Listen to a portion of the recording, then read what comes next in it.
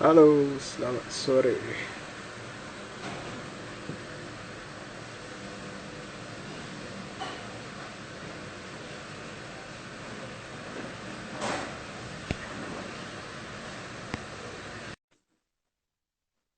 Hmm,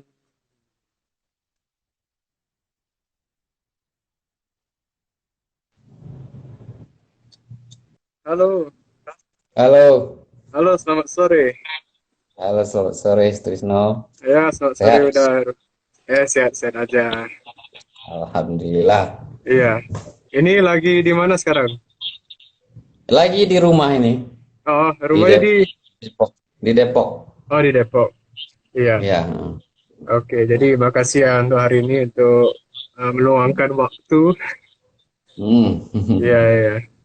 Oke, jadi oke, untuk para penonton kami yang ada 6 orang sekarang.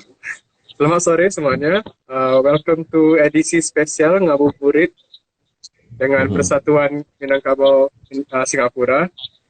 Untuk hari ini kami ada Uda Heru Joni Putra. Dia adalah seorang penulis muda Minang yang sekarang berada di Depok.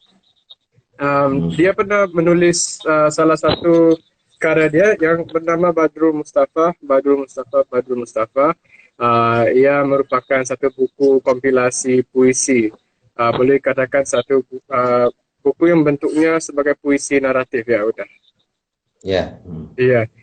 Dia juga adalah seorang kurator di Studio Hanafi dan juga galeri kertas, benar ya? Ya. Iya, jadi untuk hari ini kita ada udah Heru untuk um, kita akan ngobrol tentang gimana hidup sekarang sebagai seorang penulis muda, apalagi dengan dalam situasi pandemi COVID-19. Dan juga nanti kita akan membahas tentang salah satu karya terbarunya udah Heru yang Hmm. namanya Riwayat Ringin Tumbang. Nanti kita bahasin Ya. lagi lebih Ya. tentang itu ya. Jadi sebelum kita mulai, biar saya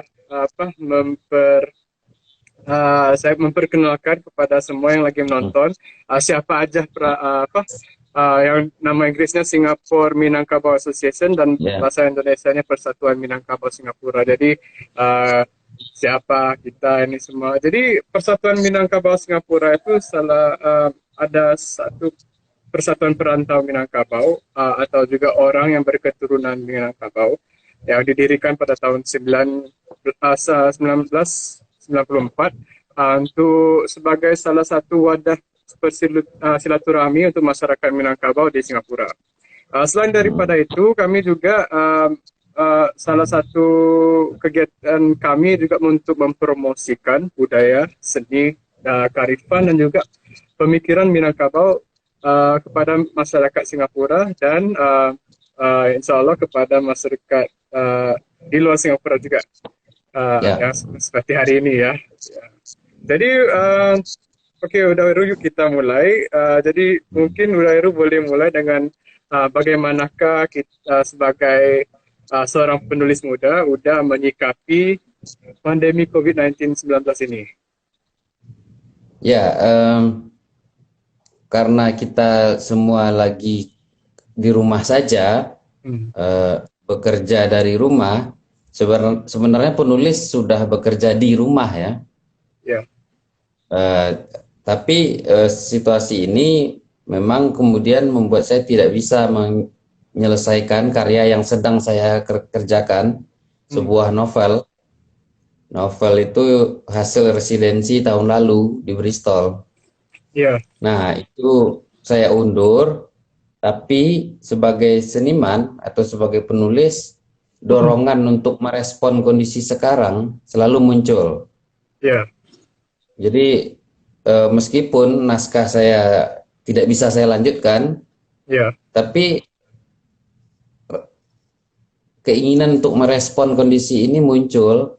Akhirnya kemudian respon itu saya artikulasikan lewat sebuah syair gitu.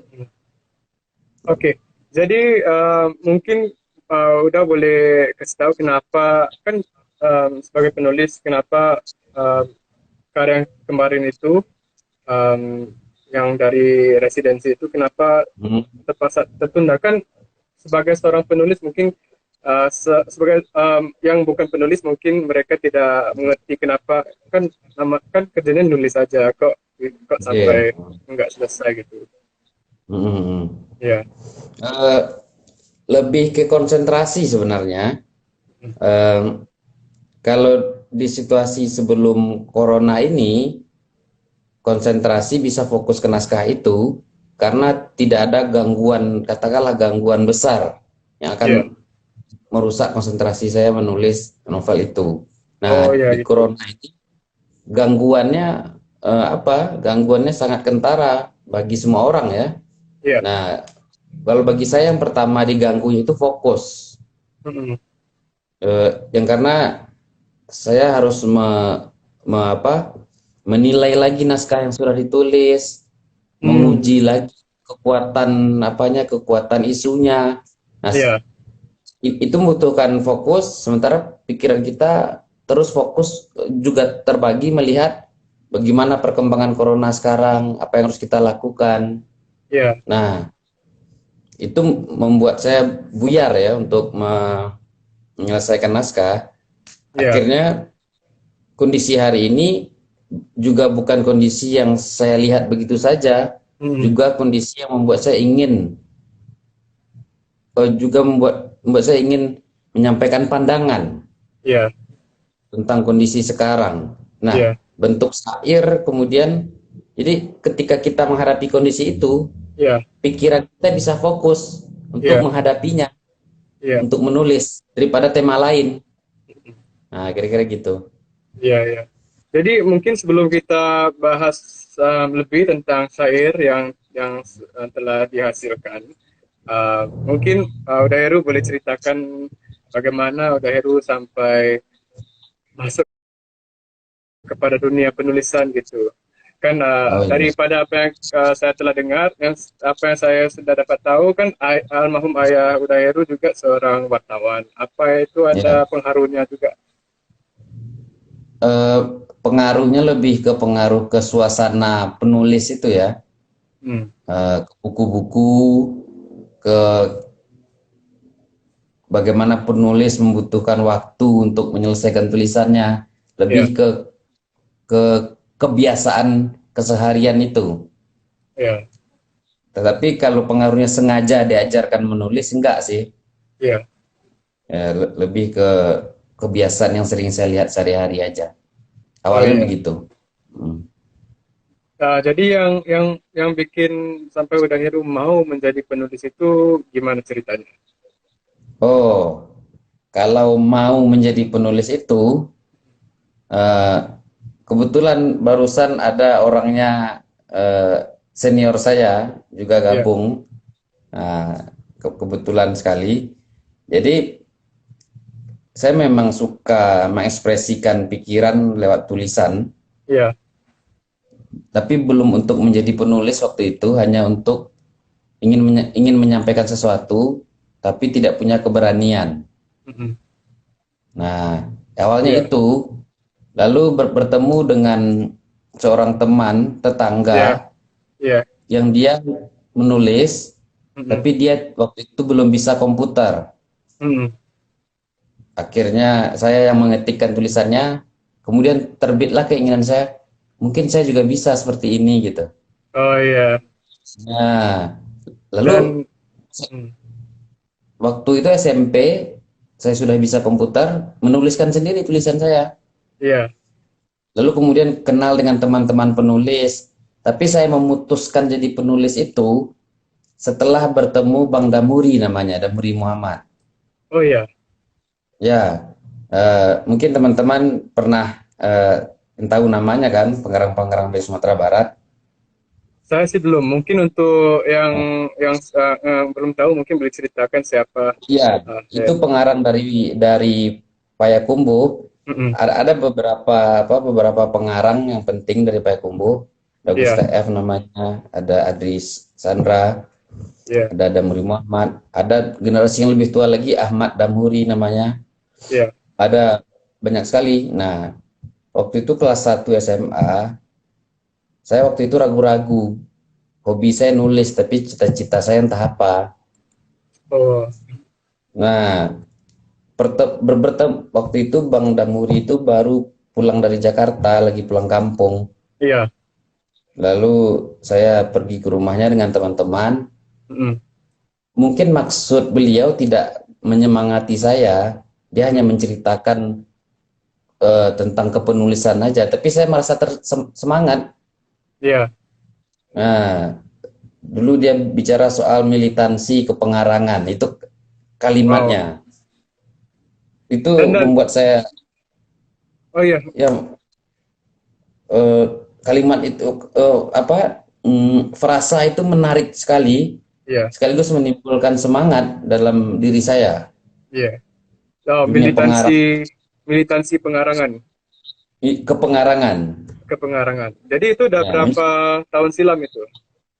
itu tahun, semoga saya tidak salah, 2007.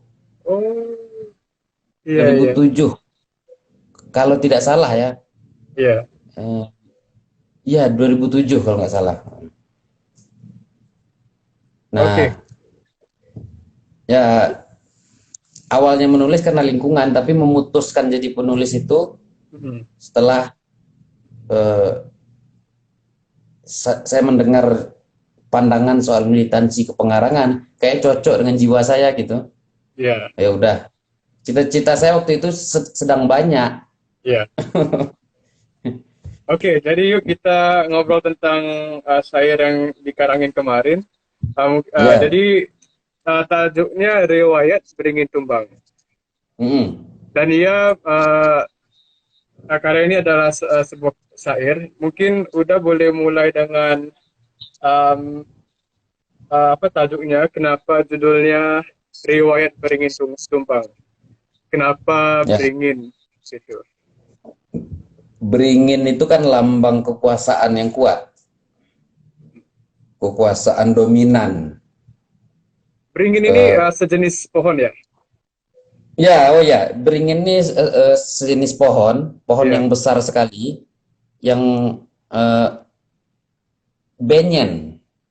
Hmm. Iya, jadi bagi yang baru mengikuti sesi Agi Live kami, um, jadi sekarang kita lagi membahas tentang salah satu syair yang baru ditulis oleh Uda Heru, Hmm, judulnya Riwayat Beringin Tumbang. Dan hmm. apa yang kita lagi nanya, kenapa judulnya Beringin Tumbang? Dan ia ada Ya, kaitannya dengan observasi Uda Heru pada waktu dunia ini lagi mengalami pandemi COVID-19. nah, oke. Iya, jadi Jadi Uda Heru di, ceritakan aja. di dalam puisi saya yang Badrul Mustafa Mm-mm. itu memang boleh dikatakan cukup banyak kata beringin. Memang beringin tumbang ini adalah sesuatu yang ada di kepala saya mengganjal terus. Mm-mm. Nah, beringin ini secara tradisional, mungkin bagi teman-teman di Singapura tahu atau enggak, tapi secara tradisional banyak kebudayaan di Indonesia, beringin Iya, ini misalnya tempat sesajen, mistik, lambang kekuasaan mistik. Nah, pokoknya beringin ini di dalam kultur Minangkabau juga banyak anasir beringin untuk menunjukkan eh, apa kualitas seorang datuk. mm-mm. Nah, dahannya tempat bersandar, uratnya tempat bersilat, Mm-mm. nah, hal semacam itu. Jadi beringin ini sebuah simbol untuk kekuasaan, kekuasaan yang besar, yang Iya, kuat. iya, Memang tema-tema di Badrul Mustafa itu banyak sekali tema untuk melawan kekuasaan yang tidak kunjung tumbang. iya, Nah, jadi beringin sebagai lambang kekuasaan itu sudah secara tradisional ataupun dalam pengertian modern itu sudah lumrah. iya, Nah, tapi yang karena eh, tapi itu masih menjadi sesuatu yang menarik untuk saya eksplorasi gitu. iya. Nah, Dan apa yang menarik juga kan beringin itu ada juga ada dalam lambangnya Pancasila kan. untuk sila ketiga yang melambangi persatuan Indonesia, yang sering dikaitkan dengan penganyoman kan. Iya. Nah, jadi beringin itu memang dipakai dalam banyak pengertian. Mulai dari makna mistis, makna negatif, makna positif, makna nasional, dan lain sebagainya. Iya. Nah, saya menggunakan beringin ini untuk melambangkan kekuasaan negara atau sesuatu di belakang negara yang membuat ketimpangan sosial terjadi. Nah, jadi di kondisi corona ini kan terjadi ketimpangan sosial. Iya. Nah, saya membacanya sebagai kegagalan negara atau apapun yang besar lainnya dalam menyelesaikan persoalan masyarakat. Jadi boleh dikatakan salah satu tafsiran untuk syair ini juga terhadap institusi yang agak besar kan? Ya, benar. Iya, jadi ya.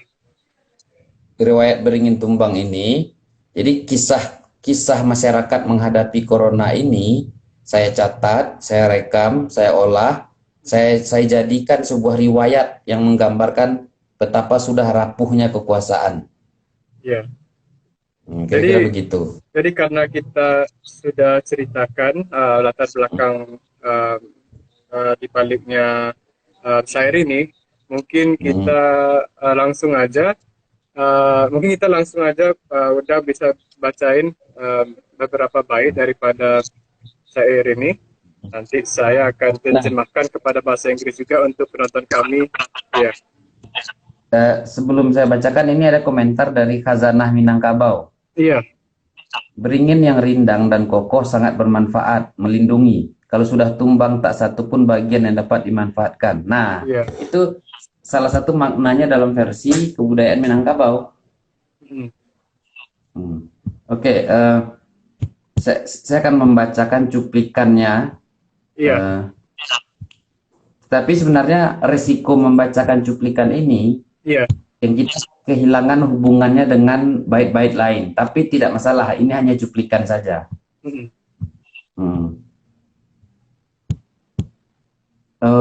Waktu itu pernah saya kirim ke Sutrisno yang bagian mana awalnya? Ini ada awalnya dari tapi lama-lama tidak ada kabar baik. Oh iya. Dan sangat panjang kali. Saya cari dulu. Iya, sampai ke bermain layangan di dalam bilik. Iya. Jadi terserah untuk Daheru mau baca cuplikannya dari mana ke mana. Oke. Iya. Bentar. Ya, terima kasih untuk Khazanah Minangkabau untuk masukannya tadi. Iya. Sekarang kita tunggu untuk Daheru untuk milih. Oh ya, ini. Yang ini agak bacakan. Iya. Tapi lama-lama tak ada kabar baik. Berita corona malah membuat panik. Laporan kurva korban terus naik. Terbayang hidup bakal pelik. Orang-orang di rumah saja lama-lama semuanya jadi serba lama. Yang lama palsu malah jadi lama murni. Yang lama murni pun tak buyar dicampuri. Terdengarlah keluhan banyak orang. Di rumah saja mentok bukan kepalang. Kita bagai hidup di kebun binatang. Dari jendela saling berbagi pandang. Sampai entah kapan corona bertahan, di rumah saja lama-lama makin bosan.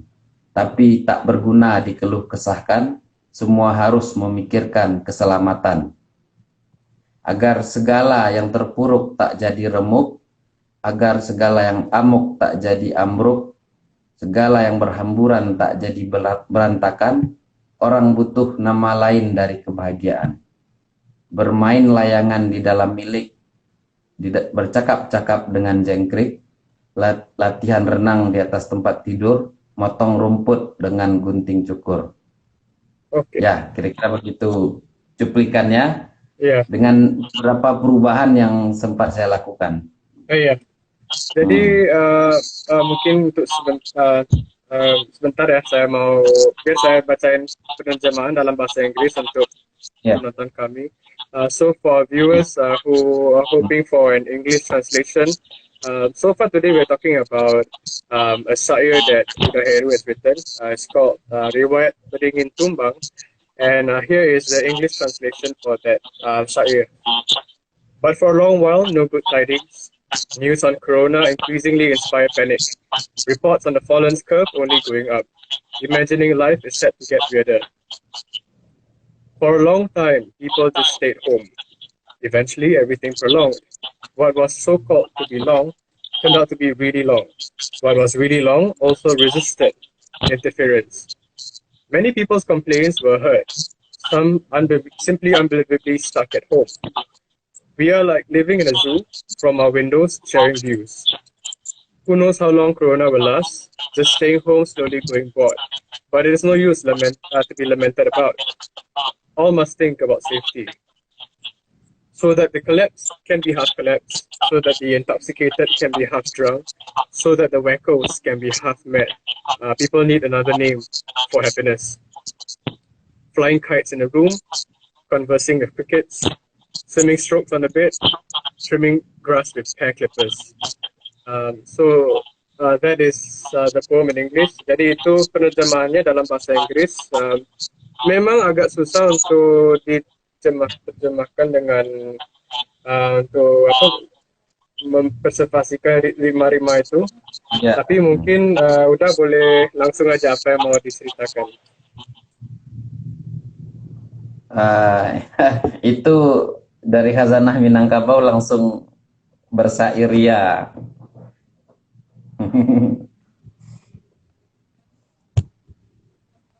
Jadi yang baru dibacakan tadi itu merupakan berapa persen daripada seluruh syairnya? Oh, sedikit sekali itu. Iya. Jumlahnya, bentar dulu, saya hitung dulu. Yang sudah fix itu 223 bait. Iya, dan di Itu sini ada mungkin ada berapa bait di sini? 10 kali ya. Iya, mungkin lebih. Ya. Iya. Oh, jadi jumlahnya ada 200 lebih baitnya ya? Ya. Jadi mungkin salah satu soalan yang boleh ditanyakan, kenapa Huda Heru memilih untuk menulis ini dalam bentuk syair? Kenapa mediumnya syair? Ya. Kalau dipikirin boleh ditulis sebagai pantun atau dendang, tapi kenapa syair gitu? Ya, jadi syair ini untuk zaman sekarang memberikan sebuah warisan yang sangat menarik. Yeah. Di syair ini kita bisa membuat prosa, membuat esai, membuat laporan jurnalistik, dan berpuisi-puisi ria sekaligus. Jadi secara tradisional syair ini memberikan tempat untuk bercampurnya berbagai jenis tulisan.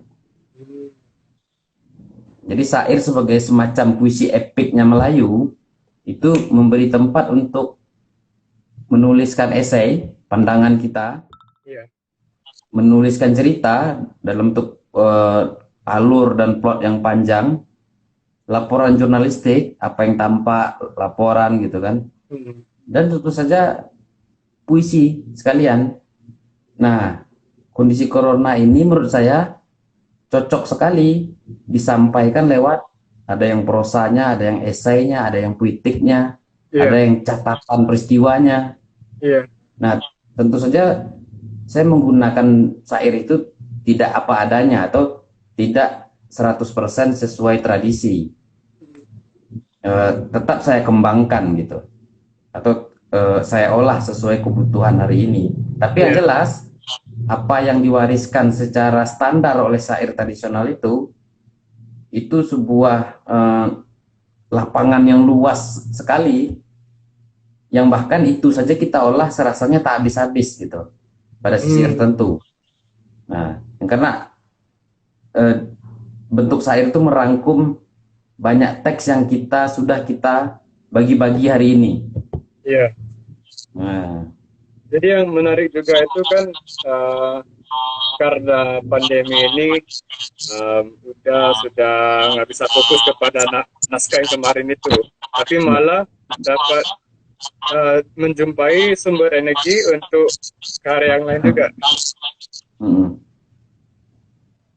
Jadi mungkin apa udah rasa kalau waktu ini kan ada energi-energi yang boleh dikatakan negatif juga, tapi boleh diolahkan. Ya. Dan menurut Uda lagi, kenapa kan kita dapat merasakan beberapa akar-akar yang roboh, akar beringin yang roboh daripada beberapa bait yang ini. Apakah ada hikmahnya? Misalnya kan kalau sebatang beringin tumbang, apakah ada kemungkinan ada anak-anaknya yang akan tumbuh lagi? Saya kurang tahu bagaimana Uda Heru akan memasuki unsur itu. Ya, beringin tumbang itu adalah peristiwa yang sangat langka sekali ya. Tidak seperti pohon-pohon lain yang bisa kita dengar, pohon itu tumbang. Pohon beringin itu berita yang langka juga, karena memang dia kuat. Dia kuat mencengkram ke tanah, dan juga dipergunakan oleh banyak orang. Ada yang merasa bermanfaat oleh beringin, ada yang merasa tidak juga. Nah, jadi kondisi-kondisi itu membuat dia menjadi dinamika dia yang membuat dia selalu bisa bertahan.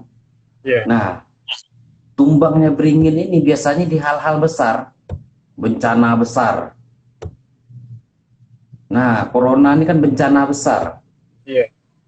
Nah, yang juga menjadi momen untuk memproklamirkan tumbangnya beringin, sesuatu hal yang saya sebut beringin, atau saya maknai sebagai beringin gitu.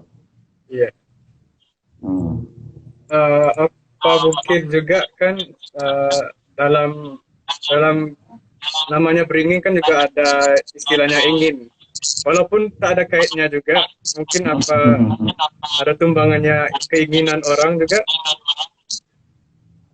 Ya, kalau beringin itu kita maknai beringin.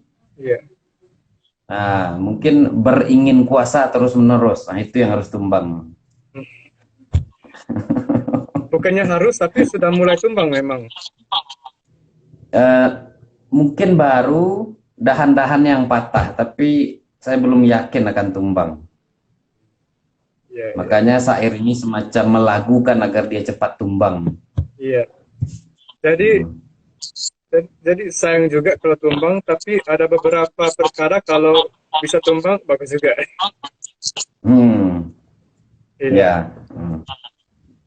Jadi artinya untuk melambangkan realitas kami itu kan juga agak susah kan. Memang ada beberapa realitas hidup yang kurang sedap dan memang kurang gampang juga untuk ditumbang. Nah, momen corona ini menunjukkan retak-retaknya beringin itu, menunjukkan akar-akar yang sudah tidak kuat lagi dari beringin itu. Nah, misalnya corona ini, isu yang benar yang saya garap, corona ini menunjukkan gagalnya sistem ekonomi. Kalau tidak di Indonesia. Lalu cara pemerintah menyelesaikan corona ini menunjukkan semakin gagalnya sistem itu. Nah, tapi itu bagian esainya ya, tapi itu tidak saya bahas dalam bentuk akademik. Iya, iya. Nah, dalam bentuk syair. Jadi Nah, untuk eh, para penonton, kawan-kawan kami, kalau ada yang mau ditanyakan, langsung oh aja iya, tanya di lewat kolom komentar. Eh, dan kalau mau ditanyakan, boleh tanyakan apa aja tentang syair riwayat Beringin Tumbang, hmm, ataupun mungkin kita boleh nanya Daheru tentang soal-soal lain. Misalnya, ya, boleh. mungkin saya boleh nanya Daheru, um, gimana ya kan, sebagai seorang penulis yang berasal dari Minangkabau, um, ap- yang apa yang mempengaruhi karya-karya Uda Heru misalnya sebagai seorang penulis Minangkabau, misalnya uh, apa yang mungkin terserah lah untuk Uda Heru gimana mas ceritakan kan Oh, apa yang dari budaya Minangkabau yang mempengaruhi karya-karya Anda. se- sebenarnya kalaupun ada anasir Minangkabau di karya saya, sebenarnya tujuannya tidak tunggal untuk melestarikan kebudayaan Minangkabau. Nah, tetapi begini, saya lahir dan dibesarkan oleh kultur itu. Hmm, Nah, tapi saya sekaligus orang Indonesia. iya, Nah, tapi kita sekaligus juga warga dunia. hmm, Jadi semuanya serba sekaligus. iya, Nah, tentu saja struktur masyarakat atau kebudayaan yang paling saya pahami adalah kebudayaan Minangkabau dalam pengertian tradisionalnya, adat istiadatnya, sampai ke gejala sosial, antropologi, dan politik masyarakatnya misalnya. iya, Saya merasa lebih paham itu. Nah, ketika saya menulis, misalnya di novel saya menulis tentang rumah makan Padang, iya, itu saya jadikan untuk bicara banyak hal iya, sesuai dengan perilaku, tingkah, persoalan-persoalan mungkin. iya. Jadi lingkungan yang paling dekat dengan saya itu membuat saya lebih mudah untuk menjadikannya sebagai medium untuk menceritakan hal lebih besar. Hmm, Nah, iya.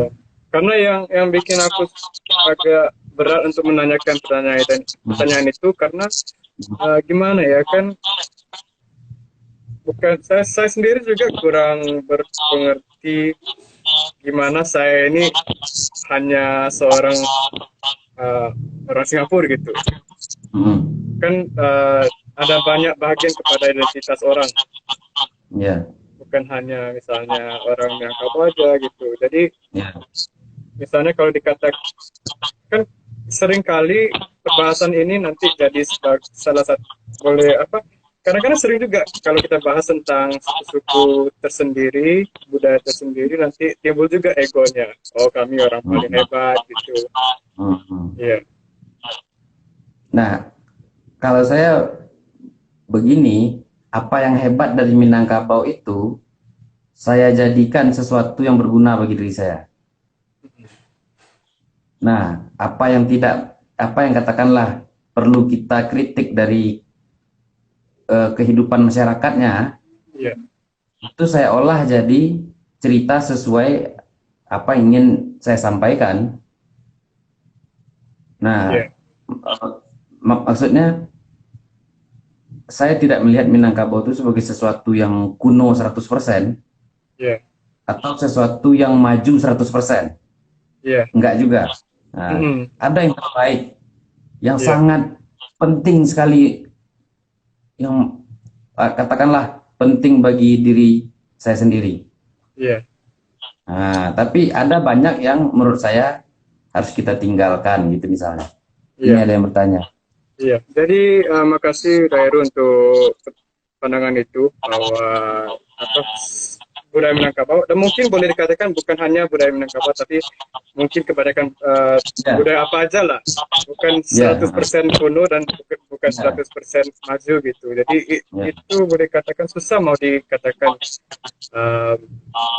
gampang kita mau melabelkan oh ini gitu.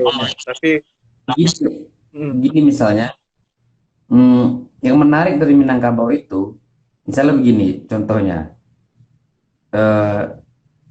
saya hidup di kultur di mana untuk berpendapat itu saya tidak harus membungkuk-bungkuk di depan orang misalnya, hanya untuk menyampaikan pendapat, atau hanya karena orang itu lebih tua, jadi membuat saya berhenti berpendapat. Enggak, di Minangkabau karena saya merasakan walaupun kata egaliter itu terlalu ideal, tapi saya merasakan sisi-sisi tertentu yang egaliter. Misalnya dalam berdebat, itu walaupun umur saya jauh di bawah, tetap bisa memperdebatkan pikiran orang. Nah, itu di kultur Melayu lain di Pulau Sumatera, sebagai contoh aja, itu tidak mungkin terjadi. Oh iya, jadi menurut Uda Heru salah satu segi kebudayaan Minangkabau yang agak positif itu jiwa egaliter. Iya, apakah kata egaliter itu cocok atau tidak, tapi kita gunakan itu sementara dulu. Jadi saya merasakan aspek itu sangat berguna. Lalu soal bahasa. Nah, bahasa Minang itu sejak kecil mengajarkan saya untuk sadar metafor, sadar paradoks, sadar literary device. Nah, itu bahasa keseharian menyadarkan saya soal perangkat sastra. Nah, itu bagi saya sangat berguna, apalagi sebagai penulis misalnya. Oke, jadi makasih untuk masukan itu. Kita ada satu pertanyaan dari Nerosri dan dari Khazanah Minangkabau. Mungkin kita lihat pertanyaannya saudara Nerosri dulu. Bagaimana dengan kesuksesan syair Lampung Karam dalam menyampaikan pesannya waktu itu? Bagaimana Uda Heru rasa terhadap syair itu? Ini kan syair Lampung Karam tentang letusan Krakatau 1883. Ditulis oleh Muhammad Saleh, orang Tanjung Karang, Lampung, tapi dia terdampar di Singapura. Dari Singapura dia menulis syair itu. Nah, syair itu berupa kira-kira sekarang kita sebut sebagai laporan pandang mata lah, kesaksian, atau semacam laporan semacam jurnalisme era itu. Nah, itu syairnya menceritakan kisah awal sebelum bencana itu sampai orang terdampar, kerusakan dan lain sebagainya. Jadi saat itu merekam kronologisnya, sekaligus pesan-pesan puitiknya, sekaligus infonya. Nah, kira-kira gitu yang menarik dari syair itu. Ini dari Khazanah Minangkabau.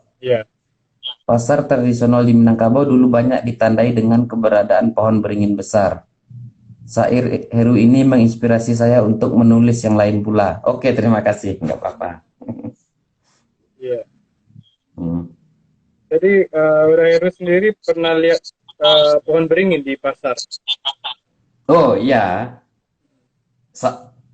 di Minangkabau masih banyak pohon beringin. Jadi di dalam khazanah sastra Minangkabau juga banyak disebutkan soal beringin. Nah, misalnya beringin gadang di tengah balai, beringin besar di tengah balai,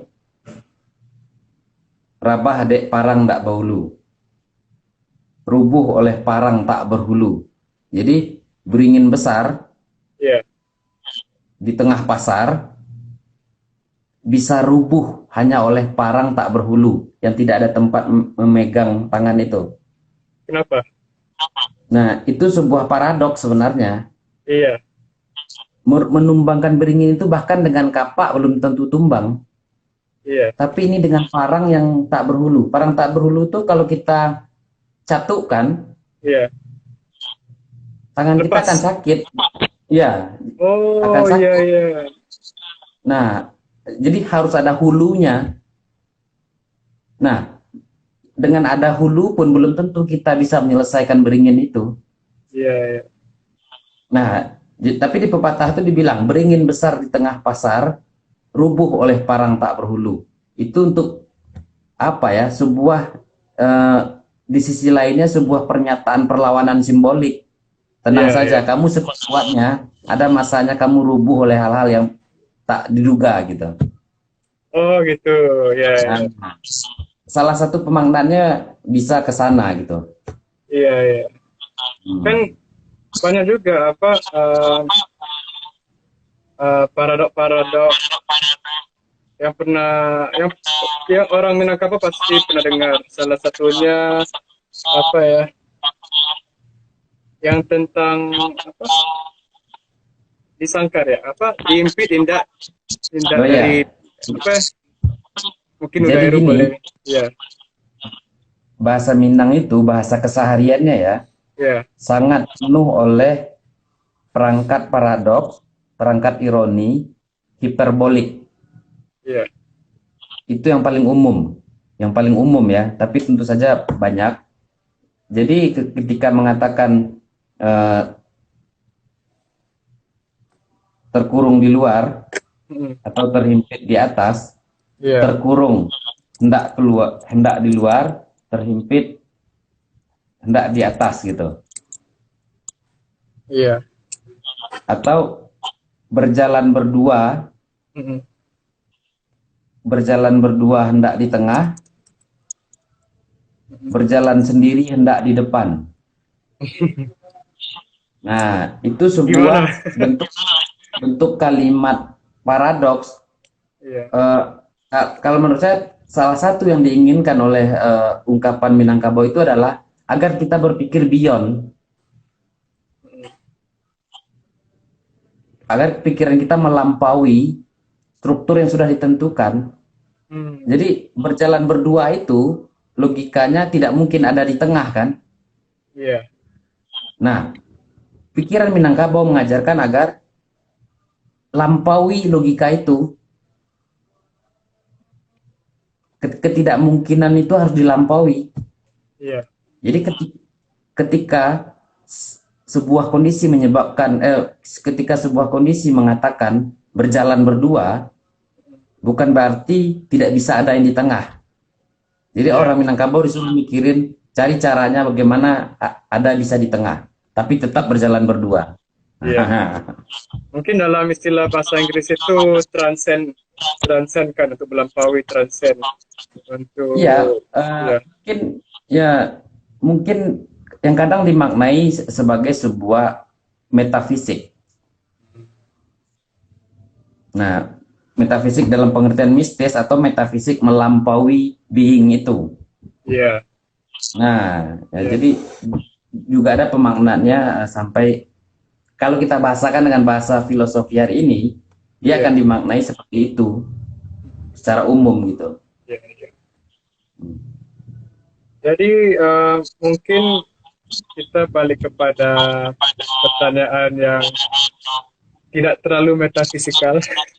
Oh iya, Mungkin mungkin saya mau nanya apa pesan Udairu terhadap penulis-penulis muda yang mau menggeluti dunia penulisan?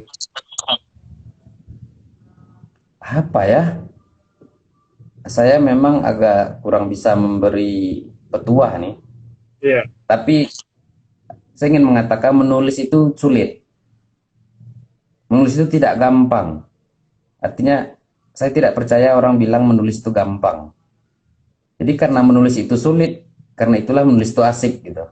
Selalu ada tantangan hidup.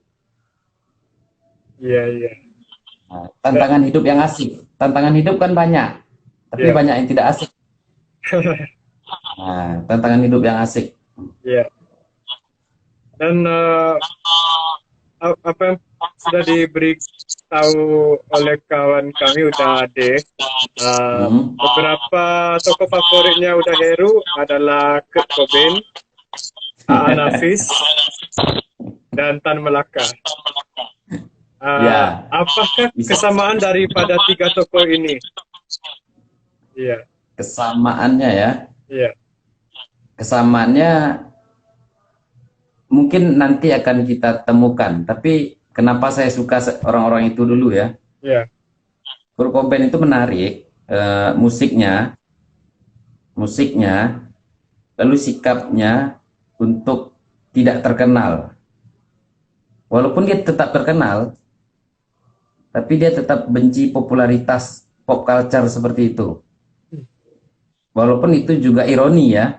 iya, Nah, tapi yang lebih penting dari itu menurut saya distorsi musiknya. Nah, itu yang bagaimana sebuah sound, sebuah suara yang dihindari oleh musik rock 80-an, dia pakai sebagai fondasi utama musiknya.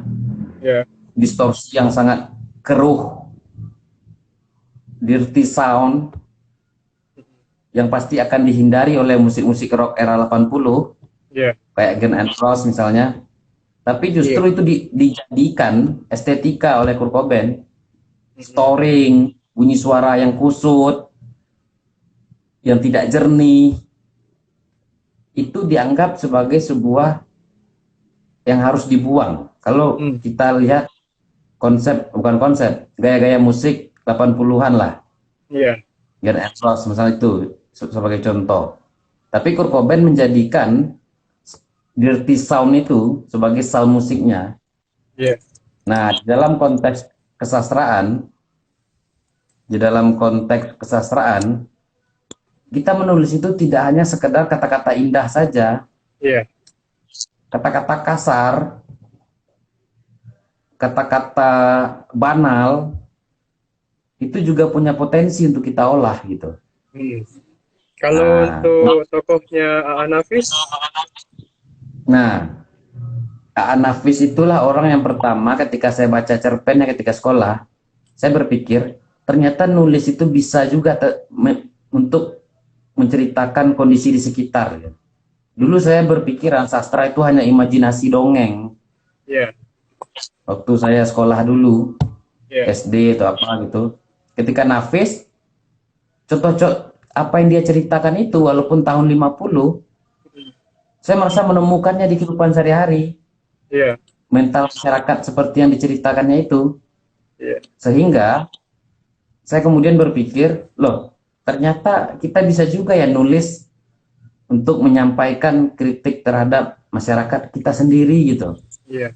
Buat yang Bagi saya, penasaran, Nafis itu nama singkatnya, nama panjangnya itu beliau adalah Ali Akbar Nafis. ya, Iya. Jadi apa yang diceritakan oleh Heru boleh dikatakan dipanggil juga apa yang namanya sosial realisme ya. ya, Apakah apa yang udah Heru nampak dalam karya-karya Alia Aan Nafis itu sosial realisme ya? Itu apa namanya ya? ada yang menyebut begitu, tapi apapun istilahnya, yang jelas Nafis menceritakan realitas masyarakat Minangkabau, mental masyarakat Minangkabau, tapi dia hanya menjadikan kisah-kisah itu sebagai alat untuk menceritakan hal lebih besar saja. Misal, Nafis itu anti feodal. Nah, bagaimana lewat cerita kehidupan sehari-hari masyarakat Minangkabau, dia tetap bisa menyampaikan sikap anti feodalnya. Nah, jadi pada prinsipnya Nafis tidak menulis itu dan katakanlah hanya dipahami oleh masyarakat Minangkabau saja, enggak. Jadi dia menggunakan persoalan-persoalan masyarakat sekitar sebagai jalur untuk bicara banyak hal. Ini pertama kali saya pernah dengar tentang Ali Akbar Nafis. Mungkin lain kali saya mau baca. Oh ya. Iya, selanjutnya tentang Ali Akbar Nafis. Kalau untuk tokohnya Tan Malaka, apa alasannya? Tan Malaka itu menarik, dia bisa mengkontekstualisasikan ide Barat untuk kepentingan Indonesia. Jadi dia berpendidikan Barat, tapi dia bisa mengkontekstualisasikan ilmu yang didapat di Barat itu sesuai kondisi di mana harus dia akan berbuat.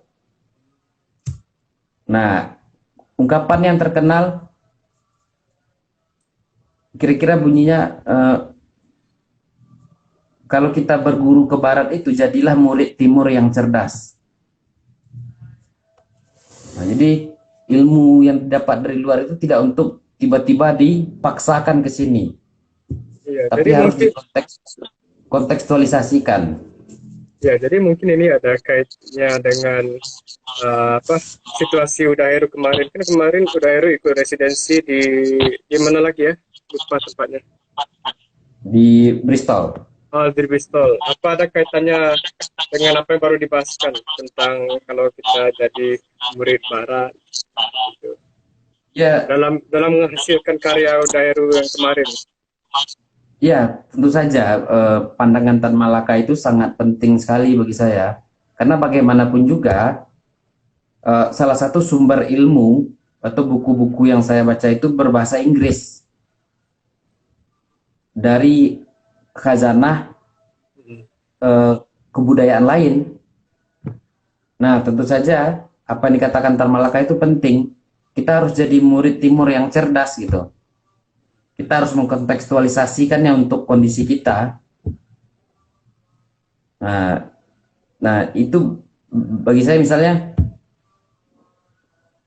Tan Malaka bilang itu ketika dia membawa ide-ide komunisme atau ide-ide sosialisme ke Indonesia. Dalam pengertian jangan ikuti gaya orang, belum tentu cocok dengan kita gitu. Nah, harus ada yang sesuai dengan kita.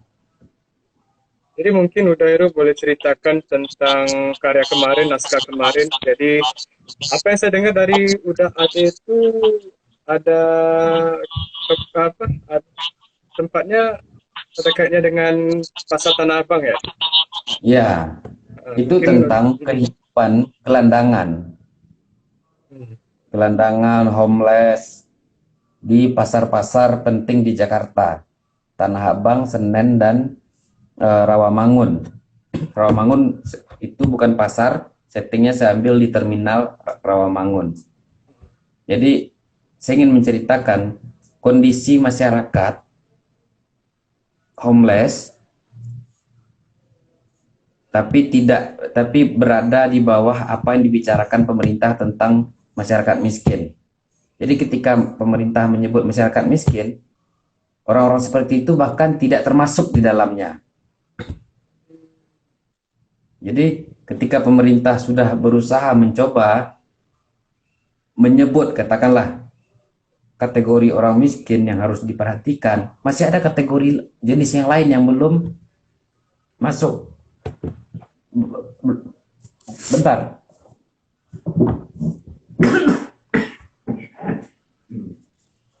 Maaf. Iya.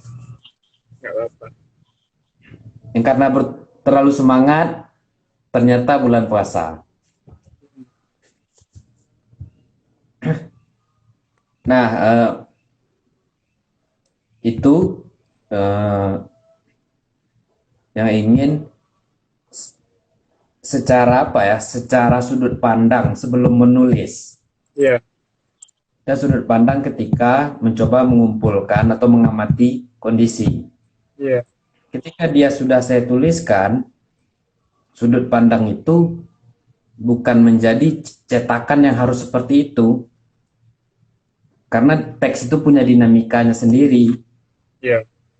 Nah, tapi sudut pandang awal yang saya gunakan, pijakan awal itu adalah apa yang saya sebut tadi.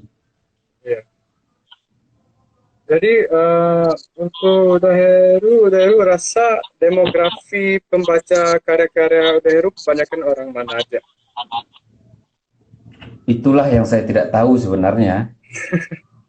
Ya, maksudnya eh, tidak bisa saya pastikan Ya, eh, siapa yang membaca karya ini, persebarannya gimana gitu kan. ya. Karena selama ini itu hanya bisa saya lihat dari segi ulasan orang Hmm, atau pandangan orang yang ya, sampai ke saya gitu. Dan yang menariknya, beberapa kritik itu penting, kritik orang, ada juga yang kritiknya tidak ada argumen, jadi susah juga saya menilainya kembali. ya.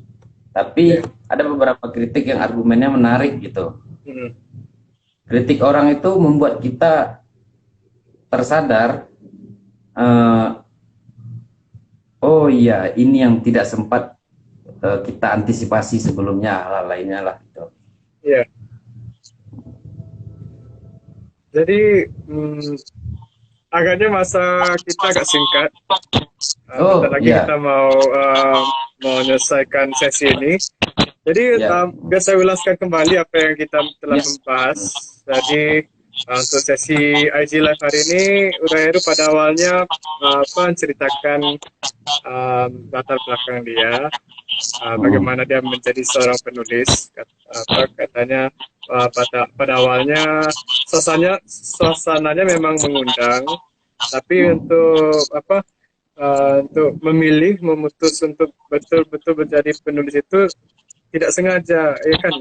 Sengaja juga, tapi pas setelah, diperkuat. oh ya, memperkuat habis temu sama siapa? Bang Damuri ya? Dapat teman. Iya, iya. Dan dia juga menceritakan beberapa unsur-unsur budaya Minangkabau yang memang mempengaruhi dia atau dia rasa memang bagus untuk perkembangan dia sendiri. Misalnya tidak tidak tidak berhenti untuk berpendapat, salah Ya, satunya, dan untuk menulis karya-karyanya Uda Heru, um, yang benar yang benar-benar um, yang benar-benar menolong dia itu juga apa kebiasaan untuk bekerja dan menulis dengan metafor, ya. ya, Iya, yang seperti sering akan dijumpakan dalam budaya Minangkabau. Ada banyak juga kalimat-kalimat yang penuh dengan paradoks, ironi. Iya, yang boleh dikatakan juga memang unik kepada budaya Minangkabau. Iya, ya. Jadi ya kita juga ngobrol tentang syair riwayat Beringin Tumbang ya. yang lagi tumbang sekarang, pelan-pelan. Mungkin sebelum kita menutupi sesi ini, Uda Heru mungkin boleh kasih tahu apa apa untuk sehari itu mau diapakan gitu, mau diterbit di mana gitu. Eh, Belum tahu akan diterbitkan di mana, Ya, tapi yang jelas saya masih membuka kemungkinan apapun untuk ya. itu. Ya, tapi yang covernya udah selesai. Oh ya, Ya, dibuatkan oleh Mas pelukis Mas Hanafi. oh ya. Mas Hmm. Hanafi. Hanafi siapa ya? Hanafi Muhammad, pelukis Oh, iya, iya. Indonesia. Oke, mungkin lain kali kita boleh cari tahu lebih tentang orang-orang yang udah Heru berkolaborasi gitu ya. Ya, Tapi untuk hari ini kita sudah genap 1 jam. terima kasih banyak. Iya, dan bentar lagi uh, untuk umat Islam mau membuka puasa. Jadi selamat Hmm. berbuka puasa. Uh, Selamat menjalankan ibadah puasa juga untuk Uda Heru dan penonton-penonton kami. Iya, itu aja lah. Makasih banyak ya Uda Heru untuk hari ini. Terima kasih banyak untuk Iya, iya. teman-teman di A. Iya, iya. Jumpa lagi, jumpa lagi. Ya. Ya, oke. Assalamualaikum. Waalaikumsalam warahmatullahi wabarakatuh.